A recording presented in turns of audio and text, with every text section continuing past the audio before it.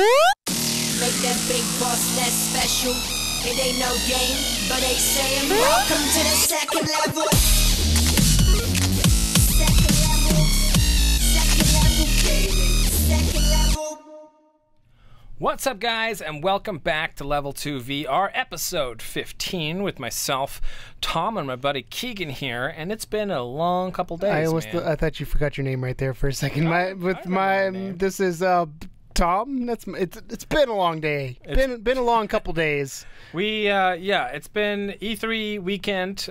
This is smack bang after E3. Like, we literally watched the Nintendo conference this morning before recording, and then we went right into our podcast, and then this is right close to 3 hour. 3 hour podcast you would have had on Wednesday, and then this is going to be a doozy as well. So much so, actually, we're foregoing gameplay at the end of this one.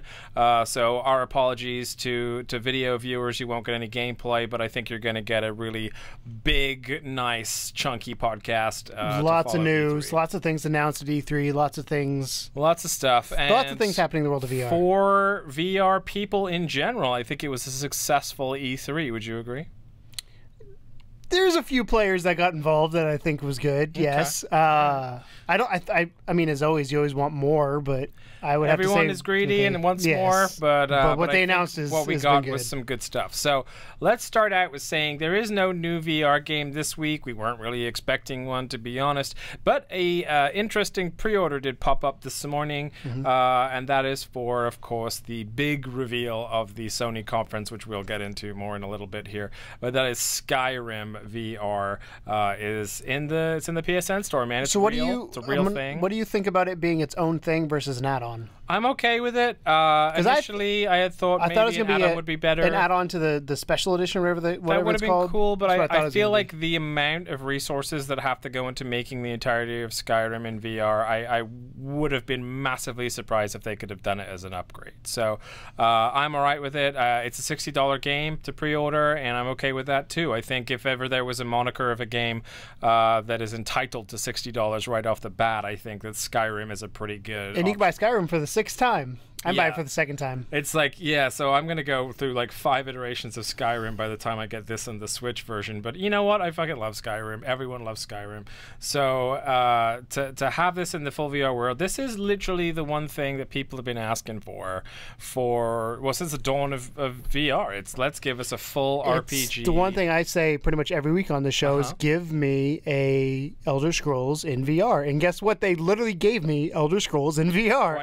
Exactly what you want. I mean, when I said that, I mean, it was more of that RPG thing. Like, I didn't expect this to happen, to be fair and completely honest. Like, that was a pipe dream, and I feel like that pipe dream came true. And when they announced it, I think my first response was "Holy shit!" was the first text I sent to you. Everyone went nuts. The r/PSVR forum lost their goddamn mind the second that was announced. It was all over the front page of that forum, and rightfully so. I think, and we'll get into why it was so important here in a bit. But just know that is now available for pre-order in the PSN store, $60. Go grab it. There is also Elite Dangerous showed up in the PSN store. I had posted a little bit about that.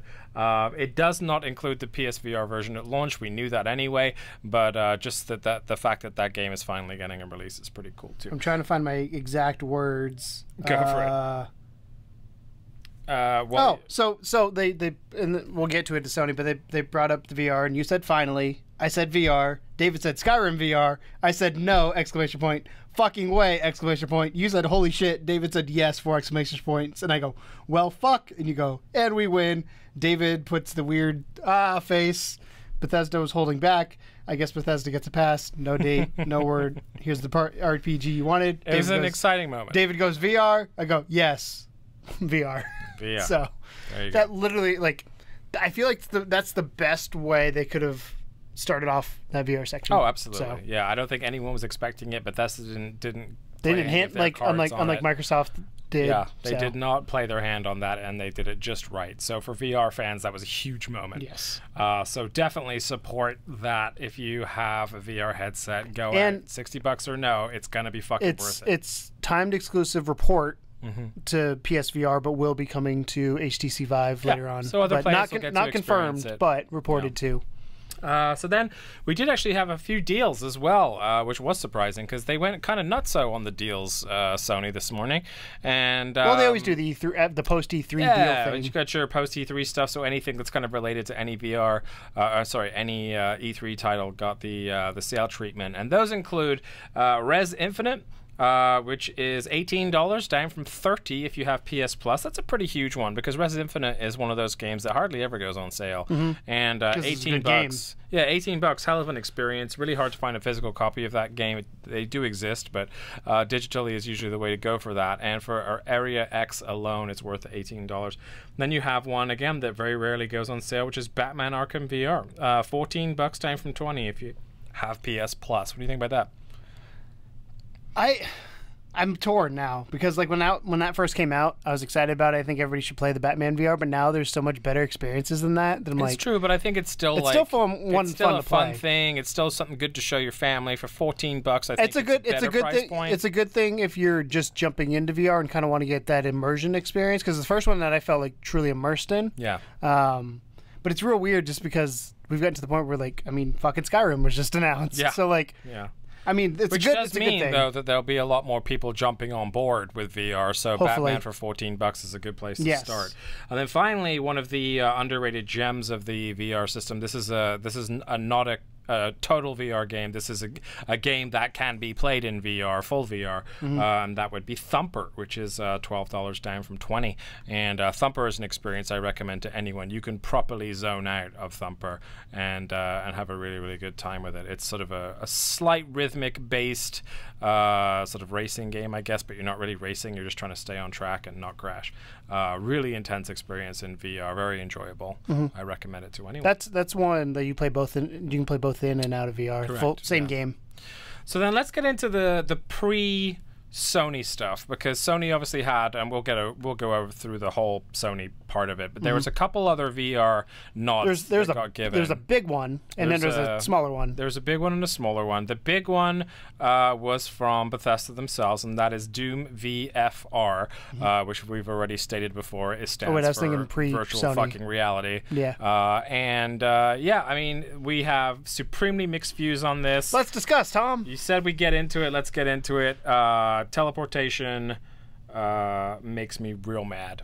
And we talked about We had to talk you off a ledge after I was it announced. super pissed off when I saw the teleportation. They showed it with the Vive, so I don't know if that changes like when it comes to the other consoles and stuff. But it was admittedly slick-looking teleportation. It is confirmed PSVR through press and all that. Yeah, this is confirmed PSVR. It was shown on Vive, but it is confirmed to all platforms and Oculus, I believe, as well. Of the two VR games that were announced, by the way, in Bethesda, and they announced Fallout 4 VR as well. That did not get confirmed for PSVR, but we'll get into that later. But the Doom VFR game looked half intriguing and half annoying to me. Like, I'm not the biggest Doom fan in the world. We've said this before. The teleportation looked super fucking frustrating. I just hate it. I think that if you have the VR legs, if you've played like Farpoint and you've played Full Locomotion, played Resident Evil, played Full Locomotion, then this is a step back. Now, I don't know how long this game's been in development for, so it could be a simple fact of they weren't expecting the aim controller to be coming out, or they weren't, ready for that, but they opted to go for teleportation. To me, that is an instant, I am not buying this game. I will wait and see if they start unleashing the bigger options. Your argument to me in the podcast was that you think that for some people the full locomotion would be too much. I have a couple arguments. One, the initial argument when you were pissed, you're like, I'm not buying it, and I was like, that's stupid. Flat out, I think that's dumb that you're not going to buy a game just because it has teleportation, because it looks like a good game. I don't know if it looks like a good game necessarily, but okay. Couple things. One, when it comes to teleportation, I said this before and I'll say it now. You definitely have better VR legs than most people. You don't get sick as easily in VR like most people do. I'd like to think I'm kind of the average, where like I'm good for an hour, maybe an hour and a half of intense VR games. Like if I'm playing like Werewolves, I'm fine. But if I'm doing Trackmania Turbo, if I'm doing something like the what was the one we played? The walking RPG game we played. Farpoint. No, but there's another one we played, the fantasy one. I can't remember what it was. Fated. Yeah, when we played that, so I was good until the very end. I was like, I hit my limit of it. So like, that kind of stuff messes with me. And I think most people are similar to how I am, where they can play for a certain amount of time and then all of a sudden it's just like done. I know people that can't even do it at all. So my thing there is they're trying to get the majority of people, because I think you're in the minority when it comes to locomotion and be able to handle it. I think that's I think it's 50-50. I don't think I'm in the minority. I think there's enough people that feel exactly like I do. I don't want to be... I don't disagree that it should... I think it should be an option. I'm not trying to say it shouldn't be an option, but I also understand why they have teleportation. Yeah, that's all I'm asking for is the option. Like, I just, like, I don't want to shit on the game because I'm grateful for Bethesda for bringing a game like Doom to VR, especially to PSVR when they didn't have to. So I'm not going to shit on it. I will say it's an experience that's separate to the main Doom game. So they really can control things like the speed and the chaos level, if you will. Yeah. But I think that leaving it out as an option was what really pissed me off. Like, and again, we don't even know 100% if that's the case yet. But everything they showcased was teleportation, and everyone. It's like. And here's the thing, like, we talk about VR snobs a little bit and how, like, we're kind of at the point now where we're like, no, that's not good enough. Like, we're kind of, we're getting greedy with our VR games now. Which is good, like, and bad. Which is in a sense good and in a sense bad. We want it to grow, but at the same time, we're done with kind of, like, stupid experiences. And I feel that at this point in time, they had a really good opportunity to make a full-on, like, in-your-face Doom locomotion game, and they didn't. And so I'm kind of upset about it. And I realize I may be in the minority. I realize that this is a very, very hot topic right now. But I think we are on either sides of the coin. So one of each of us sides with you. But your opinions. So my argument with you that night was not necessarily that I don't agree it shouldn't have the full locomotion. My argument was you're not going to buy a game because it doesn't have locomotion. Yeah. I feel like that's giving, because the game could be fantastic. I sent you a screenshot of Vincent Janito. If I don't like the gameplay, then why would I buy it? You don't know you don't like the gameplay because you've not played it. But if teleportation is a gameplay, but what are you basing that off of? What are you basing that off of? Everything I've ever played with teleportation. But early teleportation, like what's something you played recently that has had teleportation? I don't, because I hate it. Like, so how do you know it hasn't gotten better? That's what I'm saying. Like that, I understand what you're saying there. Mechanic. I just feel like as a mechanic, it's lazy. I think as a mechanic that it only fits into certain scenarios. Like I wasn't so mad necessarily by Batman being in teleportation because it makes sense because you were just like you were always kind of in a static environment. But anything that involves you like having to travel around with teleportation, and especially in a game, but that's what you did in Batman.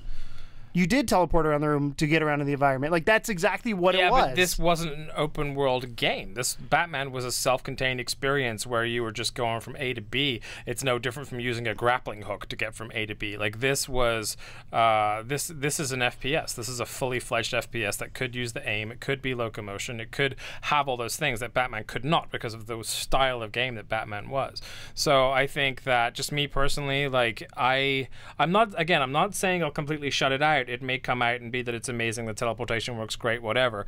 But everything I've experienced so far with teleportation has been miserable for me. So I just like I'm not on the hype. See, I'm super excited that it's Doom. I'm super excited it's AAA, but I also Did you play the other Doom? No, I don't like Doom. It's never had any appeal to me. So why are you so excited about Doom? I'm not excited about it. I'm excited that this exists. I'm fine that That's it what exists. I'm excited. Like I said, I'm grateful that it's coming to the PSVR. I really am. I think that Bethesda helping us in any size, shape, or form is awesome. I just thought they could have done better with it. And again, it's so early days. Like I really can't be like completely mad at it because I don't know. They might end up having locomotion in there, but if it is teleportation only based, I really want this to be. I want this to be like Doom when people are like, "Oh shit, they didn't give press copies, so the game's shit." That when it comes out, it just blows people. Like it's teleportation. I don't fucking care because it's gonna be amazing. I hope so. Like that's what I want it to be. I hope I'm wrong. I hope you are too. I really want you to be wrong because two reasons. Want me to be wrong. One, so I can rub it in your face, and two, so you're wrong. I will buy it and play it just to prove how right I am. I don't know. That way I'm supporting it, but I still get to rub it in your face that it's shitty. I don't think it's shitty. You don't know yet. You won't play it. No, I mean, probably. All right, and then one that obviously Fallout got announced, Vive only, no PSVR. That made everyone sad. Well, it was announced last year, and I assumed it was going to be Vive only. True, but there was a lot more rumors coming up to E3 that it had a potential for a PSVR release. And we talked about the difference between, like, you know, how can they do Skyrim, but they can't do Fallout? Well, honestly, There's a long gap of time between Skyrim and Fallout 4 in terms of technical prowess, and Fallout 4 struggles to play regularly. Skyrim was always pretty solid, so I kind of feel like this is okay. If Skyrim turns out really well in VR, I'd love to see them start going back through the catalog and doing like Oblivion in VR and things like that. I don't think they'll do that. I think they'll do it going forward. Though. I think the reason they do Skyrim, a couple reasons. One, they're already working on shit with the Switch. It's the biggest Elder Scrolls game out right now until Elder Scrolls 6, which is going to be announced next year. I knew it wasn't. I had a feeling it wasn't going to be this year. Yeah. When Elder Scrolls 6 happens, if Skyrim VR does well, I think they will do something with that. I don't think it'll be initially, but I think it will have some sort of VR component. It'll be interesting to see if they follow it up like that. The big thing you have with that though is technical bugs. You got to make sure it's solid, and Bethesda's not great for being bug free. But then there was a really cool title announced at a different conference for Ubisoft, and that was called Transference. And Transference, it was introduced by Elijah Woods, which I'm taking partial credit for. But it looked like a VR version of a mind control experiment, like a Russian mind control experiment, like MK Ultra or any of those weird, shitty things, or almost like a Black Mirror episode where they really fuck with you in this game. They didn't show a whole lot on there. There was a little kind of intro video that was kind of a mixture of like developer diaries mixed with the occasional bit of footage, but it broke the fourth wall really a lot on it. Interesting. It reminded me a lot of like those choose your adventure style games, like a little bit, yeah. I'm gonna say Quantic Dream, or is that what they call it? Yeah, Quantic Dream. Yeah, it reminds me a little bit of that, of like, or Until Dawn, not that same mechanic, but like you can pick your thing and what's going to happen, and it's more story based. It's a story based game versus a game, whatever the hell you want to call it, where you're in control, but you're not in control at the same time. A lot of it's going to be observing things. A lot of it's going to be making decisions based on what you observe versus Doom, where you're moving around. I remember when when Time Travel VR, or Time Machine, sorry, VR came out, and there was a lot of that whole thing was like very divisive as far as games go. But one of my favorite parts of Time Machine VR was like when they had the in-video, like real-life video that was mixed into the VR. And even though it was cheesy as shit, real bad acting, terribly acting-wise, this one looks like they have solid acting and so on. So I think this is a really neat kind of usage of actual cinema footage combined with VR, and everything I've seen so far in this game gets me super excited about it. So I'm more than pumped to take a deeper look at this. And this is official PSVR as well. And it's coming out spring 2018, so we might hear some more later on down the road before it comes out. But as of right now, we didn't get much, like you said. No, it was a teaser, but it was a really good teaser, and it was enough for VR fans to sit back and go, oh, that's something to keep an eye on. So I was really kind of pumped on that. I thought that was really great. And then, of course, we get into the nuts and bolts of it, which was the pre-Sony conference, where they casually dropped like one of the most anticipated PSVR titles to come out, and left it off of the main stage, and that was super hot. Super hot. I don't know if, I'm going to look here to see if they have a date for it yet. I don't know if they gave a specific time frame Don't for recall. it. Summer 2017. That's good. That's close. So yeah, so super hot. If you haven't played it, is basically like the game only moves when you move. So you're sort of dodging bullets and shooting enemies and trying to sort of find the perfect path towards whatever your goal is. But really well received VR game, been super popular on the Vive and Oculus, and finally coming to PSVR and getting it home. And weirdly enough, they didn't make a big deal out of it. It's quite interesting. Like I said this before in our giant E3 podcast, where I feel like this should have been in the show versus something else. Yeah, they could have easily removed like Star Child and put this in its place. Yeah, put something else in there, and I wish they did, because it's a lot more. There's a lot more hype behind it, but maybe that's why they didn't do it, because people already know about it, especially the VR community. This does show, though, one of the things where graphics don't matter. Yeah.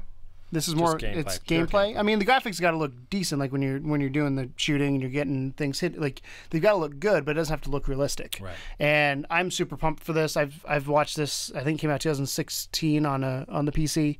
I've been watching a lot of gameplay of this, and I've been holding off playing this game in depth until it came to PSVR, because I think VR is the way to play this game. Versus, because you can play it non-VR, and I wonder if they didn't say on the show whether you could play it non-VR or not. It'd be interesting to see if you can. I would Wouldn't have the same. so. Wouldn't have the same effect. I would imagine it would be a bother, like Resident Evil 7. But I'm excited to play this game in VR because this is like of the announcements that came out for VR, other than fucking Skyrim. Like this is the one that I'm like, it's a huge one. Thank you. Yeah, I want this. There's a couple other games. Even though the PSVR version is not ready yet, you got your Elite Dangerous, you got your Super Hot VR. Those are the two most anticipated titles to come to VR, and they're on their way. Alongside that, they announced Sparc VR, which we have touched on briefly before. Sparc is kind of that Tron-style game, which sort of is like a, throwing stuff at each other. It's interesting. It looks fine. Nothing that I'm really like super geeked on, but it was cool of them to just kind of drop that there in the middle. So then, of course, they opened the VR section. First of all, let's talk about this. So Sony, great job in the conference overall, but the VR section, was it everything you wanted? Was it like exactly kind of how you thought it was going to go? It was shorter than I thought, but I also seen the reaction because they nailed a lot of games for a short section. The problem I think is I'm the minority when it comes to having a VR headset, so I'm excited about it versus other people. Like that's the lull in the conference for them, because we talked about this again on the E3 podcast. Was if you have a headset, that was fantastic. If you didn't, you're like, I don't give a shit about the next 15-20 minutes, which is fair. Yeah, but I kind of wish they had done more with it, but I guess it wouldn't follow with what they were doing, where they would have said like, hey, here's the big games, also here's like titles of things in development. I think they came out really strong for VR and support, though, because a lot of people were like worried they were backing away from it. But even like when they were showing their little bumper sections and stuff where they were talking about PS Pro, and PSVR was always there. When they showed the headset, it was like, this is the other thing. This is our big thing. This is one of our 3 core things that we're focusing on. And I think the initial kind of support, and it was surprising they didn't talk about numbers or anything considering how good those have been, but the initial kind of support that they put out there was really incredible. I think they didn't do numbers just because, again, time constraints, probably. No, I'm thinking just because compared to the amount of PS4s in the world and the people who care about those numbers, they're better off doing that at like a PSX press release or something like that, or something specific for VR people. Like even if it's a PlayStation blog that's specific for VR stuff, like we've sold X amount, which I think they did recently, but we sold X amount of units, we've sold X amount of games. Yeah. This is how many games we have in development. Like we know they're over 1 million at this point, which is impressive. I think it's crazy because like I feel like VR doesn't have to be on stage because it doesn't show very well. No, VR is not an easy thing to demonstrate. So I'd rather have a PlayStation blog with 30 titles announced or whatever. 30's a lot, but 15 titles announced and saying this is what's coming, which is what I feel like they started doing the pre-show. It's like, hey, here's this game, this like give me that in like a blog form. I'm like, cool, let me know that's happening, because both of us kind of almost missed that. You did miss it. I almost missed it. Yeah. Where they're like, oh, because I just happened to flip on Kind of Funny before watching the conference, and they had it on in the background. I was like, what is happening? So I flipped back over the conference and or the pre-show, and they're talking about Super Hot VR, and I was like, oh shit, that's a thing. They also released a trailer for Ace Combat 7 kind of out of nowhere before the whole conference began. That's a lot of the they're like, I went through this morning when I woke up, I went through some of the trailers because E3 officially starts Tuesday, the day we're recording. So a lot of the stuff is going to come out of the smaller experiences from there, because obviously the shows, the keynotes, whatever you want to call them, the conferences are held for bigger things.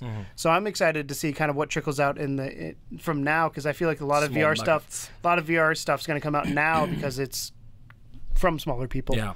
It is nice to have a company like Bethesda and Ubisoft behind VR stuff, and Ubisoft, to their credit, has been doing VR. Yeah, they've been doing it. So I mean, nice to see Bethesda at least show a little bit of love to the PSVR, though. The question is, did Sony pay them, or is this something they want to do? That's where it is at this point. That's my only concern when it comes to VR. What? As long as it happens, I don't care. Yeah, but if it happens once and they're done, so that's the concern. I don't longevity. Think that's going to be the case. It's going to be a great partnership. I think that when they see how many units Skyrim sells, it's going to go through the roof. But they're not. I mean, if there's only 1 million units, you say maybe. But think about how well like Farpoint and stuff. Like Farpoint is still in the top but it's all relative. Charts. So you can sell theoretically, say for easy math, 1 million units out there. You can sell only 1 million units. There's 50 million PS4s. If you put Skyrim or you put Elder Scrolls, if you release Elder Scrolls 6 it's going to sell more than 1 million units. That's true. So it's kind of like, where do you want to put your resources? But this is something that, like, they already have, like, they've done this game inside and out. Like, with all the mod stuff, the Switch stuff, like, they've done this game for 5+ years now.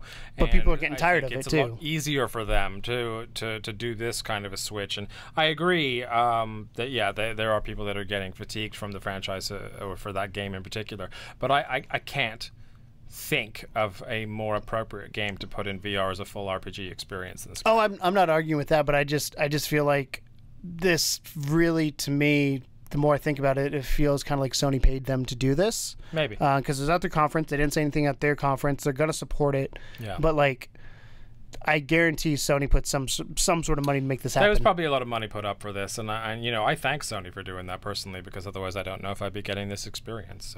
So we will say that they also, in some of the post E3 announcements, you may have missed it, there was a release window, and that was November. So Skyrim VR, November. They started the whole like on-stage conference VR section with that. Blew everyone away. Looks fantastic. Interestingly enough, looks like it used the Move controllers. It does incorporate the moves. It is Move compatible. Hopefully DS4 is in there as well. I think I'd rather play it with a DS4 in virtual reality, but the Move is going to be an interesting beast, because I don't know how you're. I mean, I can understand it for like swinging your sword and stuff, but at the same time, like the movement part there scares me. I really want them to do. I really want them to do the Move 2.0, where again, I've been saying just take the fucking button off the top, make that a joystick, and you're fine. You've got your clasp to grab stuff. You could rearrange the buttons so you can actually use the buttons, because right now they're hard to use. Take what you learned from the aim controller and split it in two, and then we're going to be in good shape. Yeah. The other thing I want to say about Skyrim VR is, I think I already said it, but there's reports it is coming to other platforms later, so it's timed exclusive. Couldn't remember if I said it on show or not. I've talked a lot today. That's okay. So then they followed up Skyrim, the huge announcement, with something a little bit less exciting, but nonetheless still a decent looking VR title, and that is Starchild. So what do you know? What do you say? I don't know. My least favorite of the announcements. It looks like a game that could easily not be VR. That's what. Yeah. I've always been of the opinion that VR makes it. You should have, if you're putting it on VR, you should make it something that you can only experience in VR. Yeah. So that means like. Well, is this a VR only, or is this a VR plus regular mode? Doesn't matter. Yeah. Like if you're gonna tout it with VR, like Tekken 7's a prime example. The VR in that is shit. Yeah. Like why even bother if nobody's gonna use it, versus like. A prime example of somebody doing it right is Resident Evil. Like, it gives you the options of either or, and based on what you want to do, you can do either or. This is kind of a wait-and-see one for me, because I love a good VR experience as much as anybody, but I do feel like after watching the trailer, I was a little underwhelmed. And again, it's nothing to do with the stylistic nature of the gameplay. It's nothing to do with me thinking it won't work in VR. It was literally just a case of, like, this isn't really my thing.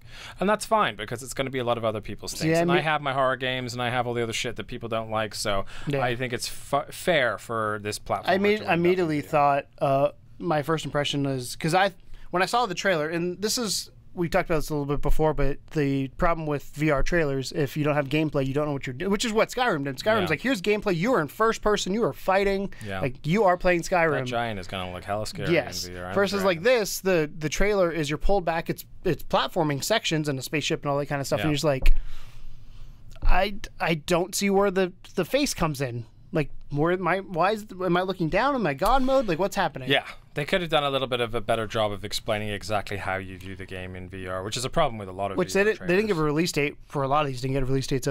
We did get a big one following that, though, by the developers of Until Dawn, and that was the Inpatient. What did you feel about the Inpatient? I'm probably not going to play it. It's very, very intriguing, though. I mean, it's partially because, again, don't do scary, don't do spooky stuff. But this was the one that when I watched it, it got my attention. It got my attention. I immediately knew I was going to play it, but just that's personal preference. But I think this is gonna be one that like people are going to pick up and people are going to play. And it is a prequel set 60 years before Until Dawn. So this guy, the dude in here, the doctor, I guess, is going to be somebody somewhere you probably know from Until Dawn if you played that game, because it's super massive. Either that or some kind of relation. I don't think he looks enough like he looks old as shit in the trailer. I don't think he's going to turn into a younger Peter Stormare, but yeah, anything extra sort of Until Dawn-y is great. Supermassive are a wonderful company, and the Inpatient looks really interesting and really spooky. So alongside the same thing as Transference, I'm really down for it. I love psychology games, especially in VR. Just fucks with you so much more. So I'm really happy about the Inpatient. I think that's going to be a big showing. And then they came out with one of the weirder things. It was something that we really wanted them to do. We weren't sure how they were going to do it. I predicted it. Yeah, and that's that they finally sort of talked about the Final Fantasy 15 DLC that was VR based. Now, when they first announced that, they announced it almost as being like almost like a gallery shooter type thing. It looked like it anyway. It was just the way that they teased it was like you would get to be, wearing VR, but have like the guns and stuff in front of you and shoot things. Now that might still end up being a part of it somehow, but it almost looks like they went completely left field with it and instead made a fishing game. Now, don't get me wrong, I've been asking for a fishing game for a really long time for the PSVR. I was expecting a more relaxing fishing game, admittedly, but Monster of the Deep is the new sort of DLC for Final Fantasy 15 that's VR-based. Is it a true DLC? Because this is saying spin-off on here. So that's the question. I don't know. I don't know if it's part DLC? of the initial thing or whether it's a separate game. I don't know. All I know is it's a fishing game set in Final Fantasy 15, and there are big fish that are scary and monstery. And I like monster fish. I like fishing. I like Final Fantasy 15. I like VR. I see no reason why these things won't make me happy in the long run. But it's definitely completely a different direction to what I was expecting them to take it in. But I'm all right with it. I'm actually surprisingly okay with it. It's looking like it's a spin-off. Might well be. Yeah. I don't think this is the official, which they haven't done the fucking DLC then. So that well, maybe this is just what it turned into. I think this is just what it turned into, because I don't think they had necessarily a cohesive idea with how they were going to do the DLC talked for Final Fantasy. Yeah, they talked about you being in the world, but it doesn't. Nowhere does it say it's DLC. It's a spin-off everywhere. I'm looking on the different sites for like. Maybe it's a separate game. Then maybe you don't have to have the original, which is okay because for fans of people that didn't necessarily pick it up, that want a weird, quirky Japanese fishing game, sounds good. Oh God. You got autoplay going there. Yeah, that scared me. That's all right. What do you think, though? Would you play it? No. See, this says Final Fantasy is getting a new VR component called Monsters Deep. I'm kind of torn on it. Like you, I want a fishing game. Monster fishing's like there was a snake thing at one point that I was like, no. And then the big fish at the end, like that jumps and gets you, like that. I don't want that. But so it's too scary fishing. I mean, it looks fun. It looks interesting, but I don't know if it's what I want to do. I think it's definitely one for us to play on the channel personally. And I volunteer as tribute to play that since I need to make up for my abysmal performance in the Dreamcast Super Sega Bass Fishing. Yeah, this is. It doesn't say officially whether it's a DLC because they've used the word spin-off, they used the word component, but they never. I don't think anybody knows. I don't think we have a solid answer yet, and that's okay. It's still early days. I'm sure it's on its way. Was it this year? I can't remember if it was this year. I don't think they gave. I would think so. Did they give a date? They looked like it was pretty close to completion. September. Yeah, September. I was like, they did give a date. So that was one of the few things that got a date. End of the year. And then on top of that, we have the first look at a really honest attempt at a aim-based VR shooter, multiplayer shooter, Bravo Team, which looked basically just kind of like I hate to be generic with my analogies, but just like Call of Duty in VR, I guess. You know who's making it? I just read who's making this game. Who's making it? Supermassive. The same people who are making Inpatient. They made Supermassive have gone all in on VR, and they made they're the fucking Rare. They're like Rare with Kinect. They're the VR version of that. Hopefully, if they keep making good content, I'm not complaining. Well, so with this, they've worked on Supermassive's worked on Killzone, so they have first person shooter kind of lineage. They know what they're doing with that, and this was probably the one outside of Skyrim that got me the most intrigued because it looked the most like a game I would play. It was true boots on the ground war fighting. Didn't seem. It was serious enough that it looked fun, but it didn't seem like it was over the top serious. Full locomotion with the aim controller makes me happy. You just love that locomotion. I love the locomotion. Come on, do the locomotion for Tom.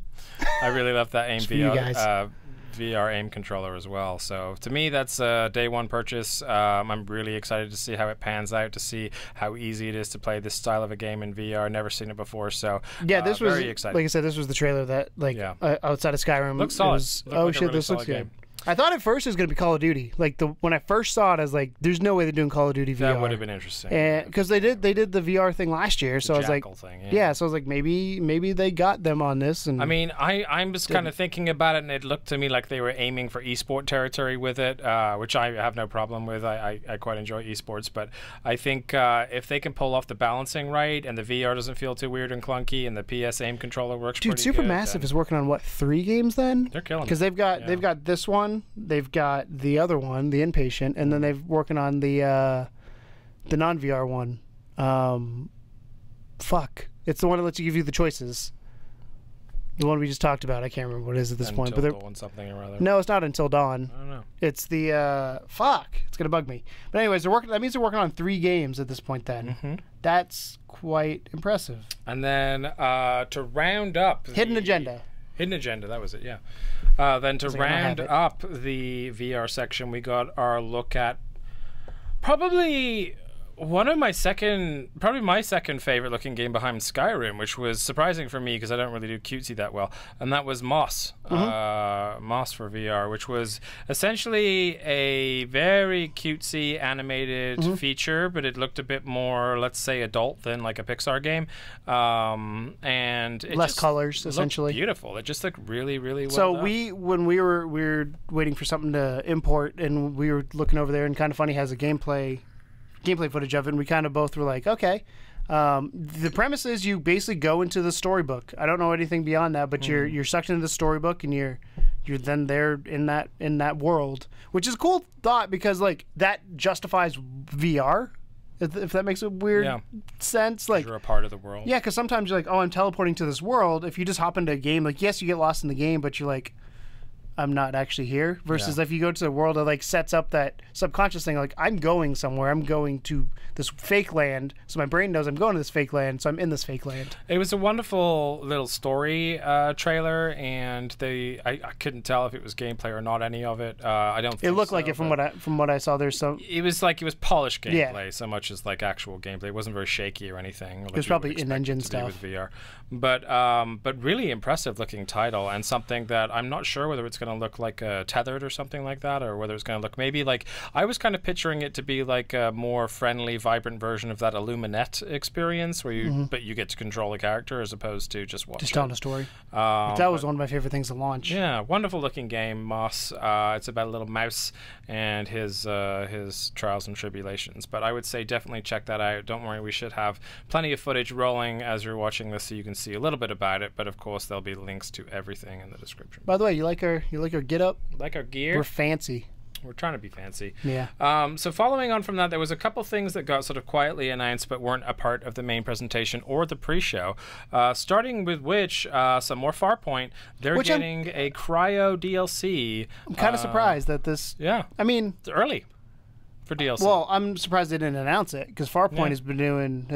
from the VR world, like it's the one. It's Neo the one right now, but yeah, 27th of June, and they have announced it to be 100% free. That's only 2 weeks away. Not too far away. What is do you know what's in it? I don't know. I haven't looked into it any. I've been too busy, but it is in the description below. You can see a lot more about it in there. But for anyone that enjoyed Farpoint, which was pretty much everyone that played Farpoint, except well, I enjoyed it. Yeah, I just got scared. This is big news. The fact it's free is even bigger news. Impulse Gear really knows how to look after their audience, and we're super proud of them for giving this out for free. So thank you to Impulse Gear, and of course all the current Farpoint players can look forward to that in just a few weeks here.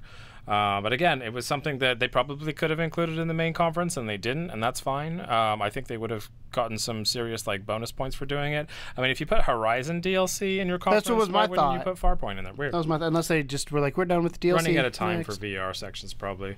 Raw Data VR got confirmed, which is another pretty big one. And then No Heroes Allowed R, or No Heroes Allowed VR. The way they announced it previously in Japan was it was just like V! ! No Heroes Allowed!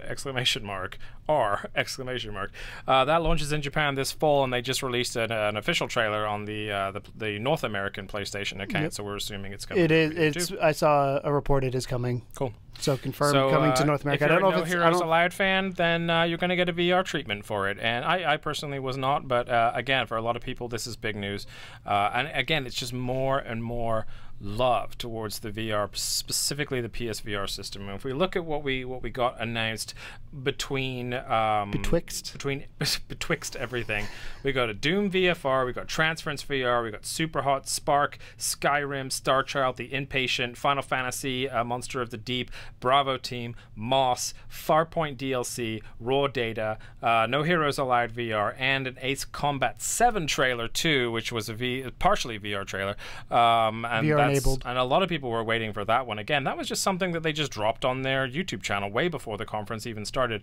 So a lot of really solid VR. I feel like E3, because technically E3 starts today. The 13th is when we're recording. Like, starts today. But if you think about it, we started conferences on Saturday. Fucking trailers started coming. Like Vampire, I think, came out on Friday. Trailers were thick and fast on Friday. Yeah, we were trying to upload as many as we can. We do have a playlist in our channel playlist if you want to check out all the E3 trailers, and we're going to try and. I'd say so far they're the only ones I have there right now are from the conferences, but I'm gonna hope and try and grab all these smaller ones. They might be harder to catch just because they're gonna be shuffled down on things, but I'm going to try and get everything into that playlist for you guys if you have any questions. If you guys want a VR specific playlist, let me know, and we'll make a specific VR section one, and so you guys can see all the VR announcements that we've talked about here. Yeah. Alongside that, and this was something that was buried a little bit, but during the EA conference, they had brought up something called the Seed Division, or EA Seed, which is basically they're going to inseminate like you. R&D. It's a little scary. Like their R&D department, and they're basically, it's kind of like how Google has that one area of people that just do crazy shit that comes into their head, and some of it makes the mainstream and some of it doesn't. You mean like those glasses they made? Exactly, yeah. Google Glass. But yeah, so basically EA has this new Seed Division, and it's confirmed that they are doing research into VR. So for EA, who's not traditionally been big on supporting VR, I mean, they're not terrible at it, but you know. I mean, I feel like most companies at this point have to at least look at it and see if it's viable. That's what a lot of it's going to come down to. I think a lot of people are noticing that it is the future of gaming. I think a lot of people are really kind of respecting the art form. And the thing about VR that's so beautiful is you really don't know until you put the headset on. And I think a lot of these guys at these companies have finally put the headset on and got to experience something like Farpoint or Resident Evil or one of these sort of, you know, sort of prime time experiences. So a lot of them are now, ooh, what can we do here? Because they know that this is a new space. It's a space that they can shake up. It's a space they can dominate if they're hard at it.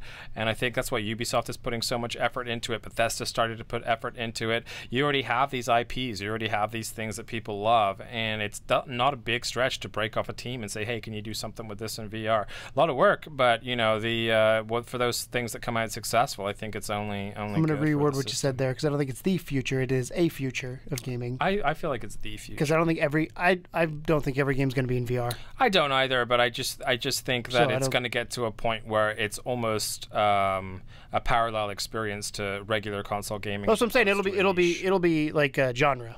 Maybe. Is what I look at it as going forward, because I don't think every game's going to be VR, but I also think that it's here to stay. Yeah. I mean, we are fucking doing a VR podcast because we both believe in this technology. Welcome to Level 2 VR. Where we fucking believe in this technology. VR podcast, guys. We are Level 2 VR. And we're repping. So so let's talk about, that's a lot of stuff to talk about is what was there. So let's talk about what was it. What wasn't. So Fallout VR, no PSVR release, but it was there. It was just 5 only. How do we feel about that? I don't know. I don't care about Fallout. I played Fallout for a little bit. I built some houses in Fallout. Saw a couple death claws. You don't want to build houses in VR? I really want a Sims game in VR. I keep saying that. That's now that I got my RPG. Now that I got my RPG, give me the fucking Sims. I don't care. I'd rather have Skyrim just because I'm more invested in Elder Scrolls personally. It sucks. It would have been nice to have. Don't get me wrong. I'm sure there's a lot of people like we should have it, but it's the whole exclusivity thing. And the other question is, because Skyrim is timed exclusive, which again is why I think Sony paid for it, but is this going to be Vive timed exclusive? Do you feel like it's something that might still eventually end up there once they realize the optimization, considering that they're able to put Skyrim on there, or do you think it's just never going to happen? I don't know. I think because partially what I think is going to happen is they're going to have Elder Scrolls 6 announced, and they're going to have somebody work on Fallout 4 VR for PSVR then, because VR as a unit as a whole is still very, very small. And again, I'm thinking from a business standpoint, putting resources into something that you might make money on, but if you did something else, you can make more money.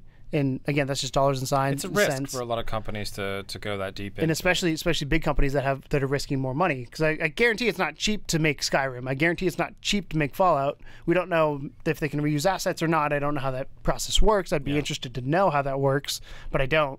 And I'm hopeful that it will, but I don't think it will. My gut says no. My VR heart that wants it to happen says yes. My V heart.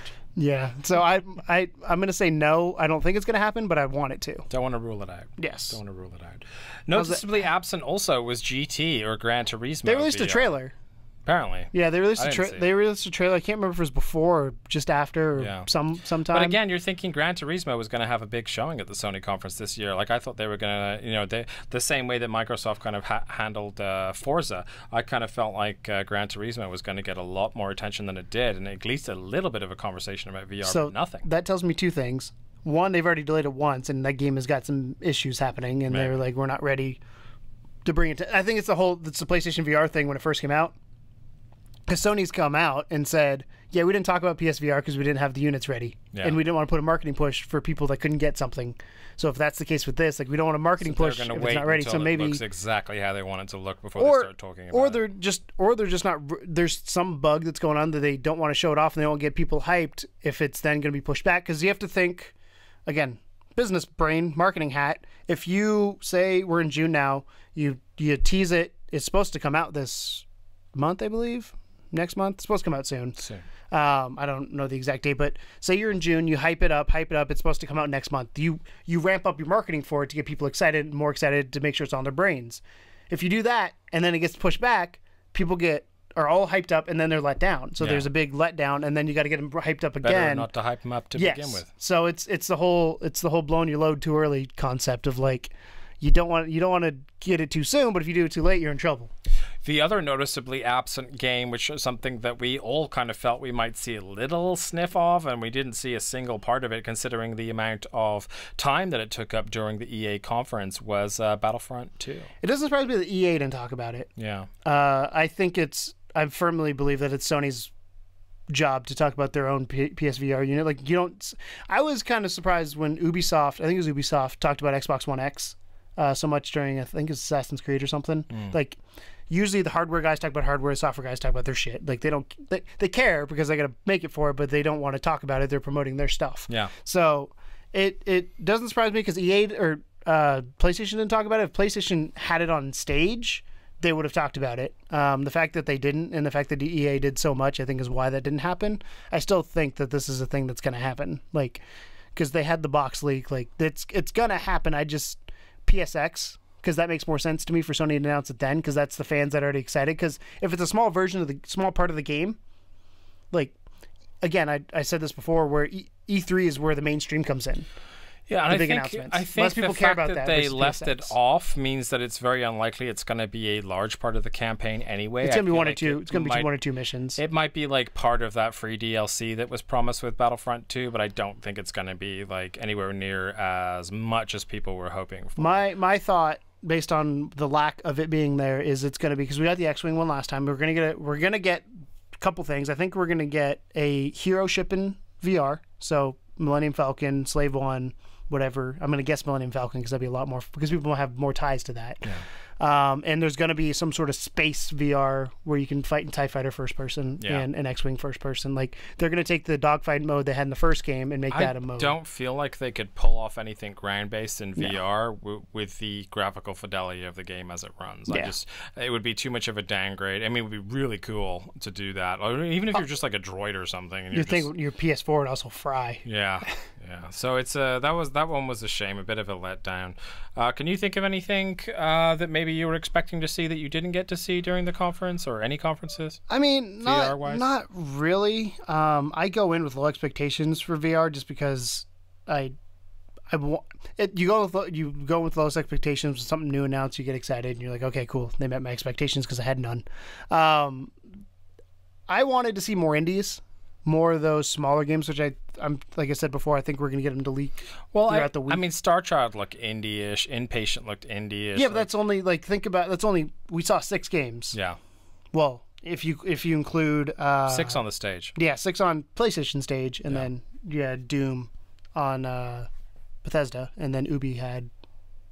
But I can't think of Ubi's one right now. Ubi's was the Transference. That's it. Yeah. So we had 8 games total. And then the 2 that were announced before the conference. So 10. Well. Yeah. Which isn't bad, but like if you're releasing, we consistently get 1 to 2 a week, it feels like. So in 5 weeks, you're out of games. And I guarantee that. Well, don't forget, even things like Arizona Sunshine, which has got a pretty soon release date, actually. That's what I'm saying. Like, I wish there was more of those. And I think those are going to come out during the actual E3 event because those people are there and they don't have the budgets. Because we have to remember, VR is a lot of small developers and a lot of them don't have the money to push it.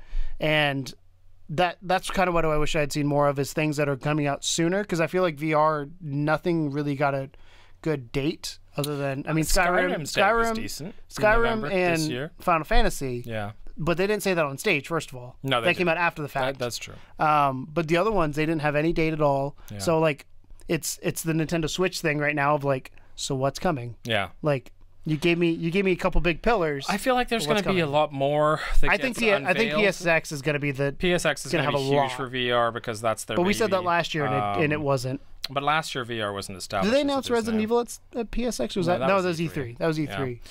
But I think that Farpoint was PSX, wasn't it? Maybe. I think we're in an exciting place. I think that the E3 conference is really good. I think Skyrim was a mind-blowing announcement. I think that everyone was happy about that. Superhot finally coming over was great. We do have a lot of stuff on the close horizon, like Arizona Sunshine and Elite Dangerous potentially, and Superhot coming out pretty soon. So there's a lot of stuff that's in the near future, which does look interesting. But there was an awful lot of ambiguity around some of the other content there as well. Specifically, I really, like I said, I just want to see more VR games at a certain level, and I feel like we get 1 to 2 a week, but a lot of them, as I've said before, I feel like the bar's not it's that very high for them. I want to get a true 4 or 5 hour indie game. Yeah, like we're getting to the point where people that didn't have early access to the headset are gonna start getting to the point where they're gonna have their games ready to go. I think next year, I say this every year, but I feel like from a development cycle, let's say it takes 2 years to build a VR game, because that's average time frame for video games usually. Well, depending on the size of the game. But 2 years to build a VR game. E3 next year is 2 years since it's gone out. Yeah. Who knows how long people have had the headset before then, but not everybody's going to have the dev kit before then. I definitely feel like next year is going to be a huge year for PSX. VR. Or PSX. But I still think E3 next year. But I think that just in general, I'm not even tying it to a conference. I'm just saying that there's so many of these kind of sniffles from AAA developers. Like we didn't get to see any kind of a Borderlands VR, which was something. They didn't see Borderlands. I wish they'd had Borderlands 3 period. Yeah, which was something that we thought we might see. There was definitely a lot of stuff that everyone was kind of fully expecting to show up that didn't. But we're not mad about it. I think I'm pretty okay with the lineup that's released. I think Skyrim made the whole event for me because that is something I cannot wait to play. We would love to know though, like if you watched E3 or if you're watching this chat show, what were your standout announcements for VR at E3 this year? Were you excited about the teleportation aspect of Doom? Were you okay with that? Did you think that the Transference trailer looked interesting? Did Skyrim knock your socks off? Like, what did you think of Moss, the little mousy game? There's definitely a lot to dig into and unpack there. And what did you want to see there that wasn't there? Yeah, I mean, that's more the other importantly, what were you expecting that didn't make the cut? Because I think there was a lot of that as well. So it was bittersweet. For the most part, I'm super happy with it because of Skyrim alone. Despite that being like the 4th or 5th time I've had to buy that game, I think in VR, having gone through experiences like Resident Evil 7 and those types of things, I can't imagine a more fun game to go to next. So, and I think you're really going to dig it as well. It's finally a game that I feel like you can play in VR and fully be kind of blown away by. So, and not too scary, really. Scary monster snake Little thing. Scary. A couple dragons. Well, I think the scariest part is just going to be scale. Yeah, That's the whole thing. Like the fact that when you have your Lamias and stuff, like they're going to be like full, like body-sized snake ladies running at you. That's what I'm not excited about. So yeah, but that dragon, I think it was the U.S. talking to you. That intro sequence with that dragon in Skyrim is going to be really cool to watch. Yeah. Yeah, just fucking breathing fire, like and everything. When you have to put your head in the guillotine right at the beginning, that's going to be pretty nerve-wracking. But I wonder if you can spin around and like look up, and your head just goes.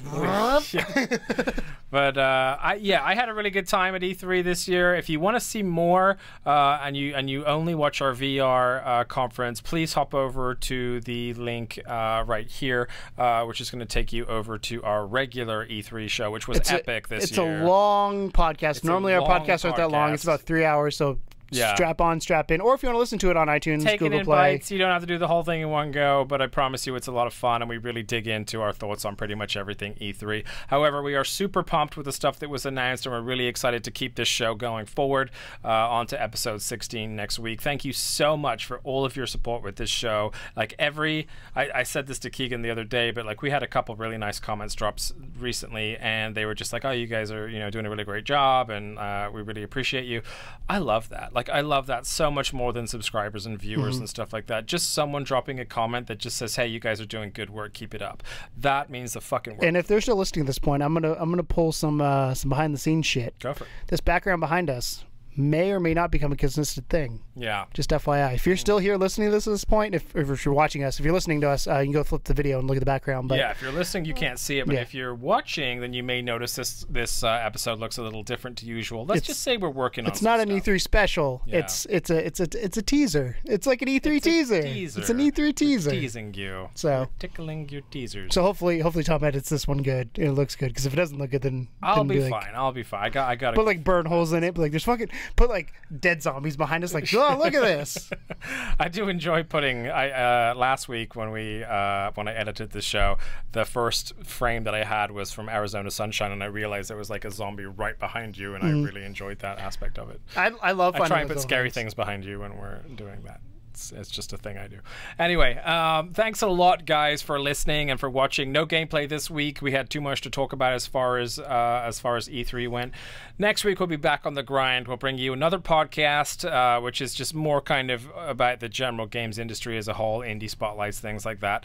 And then we'll be bringing you more, I'm sure, bomb extraction and a little extraction. Bit of here. I don't know what the proper word is. Defusal. Bomb defusal. That's like we're extracting the bomb. See if we can get to the end of that fucking game. In the meantime, thank you so much for listening and watching. And as always, welcome to the second level. Bye.